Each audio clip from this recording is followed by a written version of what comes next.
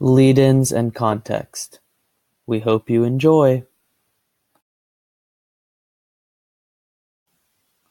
The technical definition of a lead-in is shown on the screen, but basically, it just tells the reader what's going on when the quote has been said and helps the reader understand the use of this quote. It also acts as a transition.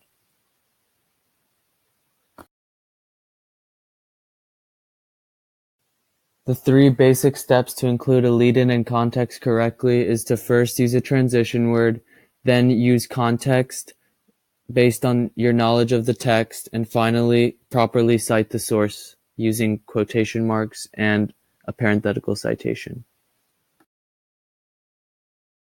An easy example of a lead-in and context is shown on the screen. As you can see, it is correct because it has a transition word, it provides context, and it properly cites the source.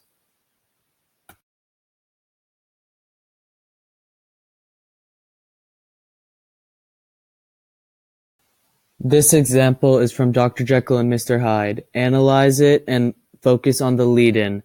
We will be telling you what's wrong on the next slide.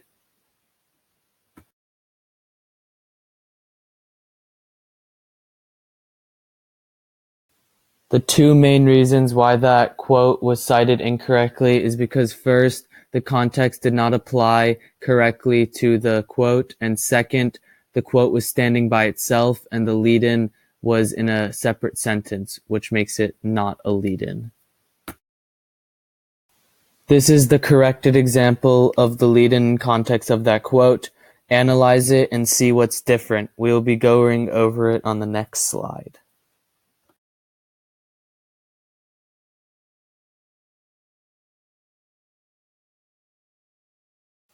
The main reasons why this version is correct is because the context is correct information and is directly associated with the quote.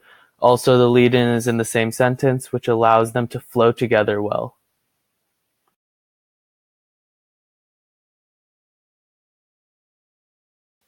This is an example of an incorrect usage of lead-ins and context, and it is from Of Mice and Men. Analyze the lead-in and we'll be going over what's wrong on the next slide.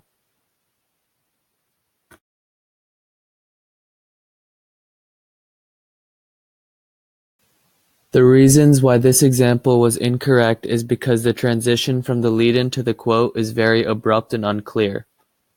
Also, the context is practically useless since it just confuses the reader rather than helping the understanding.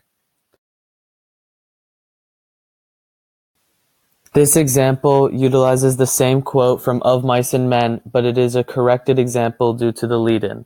Analyze the differences and we'll be going over why it is correct on the next slide.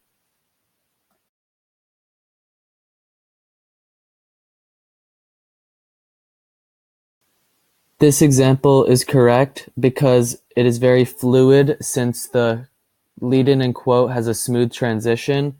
Also, the context portion is very useful since it helps set up the rest of the body paragraph as well as helps the understanding of the quote.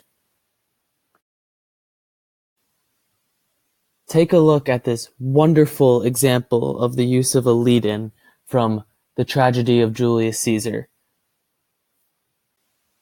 This example is incorrect because it has a very basic and simple lead-in which gives no context. The absence of context is very ineffective since it does not help the understanding and it makes the quote basically standing alone. This is the corrected version of the quote from The Tragedy of Julius Caesar. Analyze the differences and we'll be going over why it is correct on the next slide.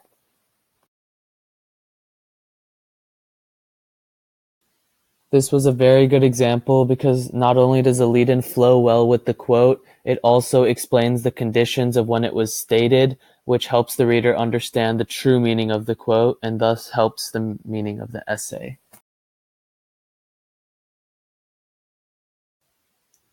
Evidence is a very important part of your essay, and lead-ins and context helped you optimize this portion, mainly because it helps the understanding of the quote as well as acts as a transition. Make sure to use lead-ins and context on your next essay. Created using Powtoon.